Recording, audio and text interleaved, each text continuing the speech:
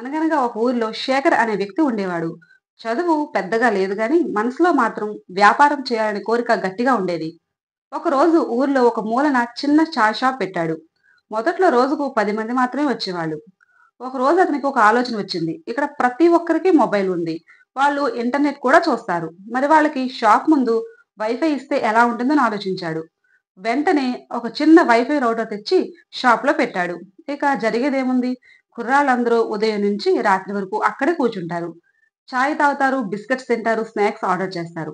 ఒక నెలలోనే అతని అమ్మకాలు రెండింతలయ్యాయి. ఇంకా ఆలోచించి by one get one free on Tuesdays అని ఆఫర్ పెట్టాడు. మళ్ళీ జనాలు బాగా రావడం మొదలైంది. శేఖర్ తన బిజినెస్‌లో బాగా విలువను పెంచుకున్నాడు. ఎక్కువ ఖర్చేమీ చేయలేదు. వైఫై కోసం కొంత మాత్రమే ఖర్చేశాడు. బిజినెస్ అంటే సరిగ్గా ఆలోచించడమే. కస్టమర్లకు అవసరమైన దాన్ని గుర్తించి చిన్న చిన్న మార్పులతో పెద్ద ఫలితాన్ని సాధించవచ్చు.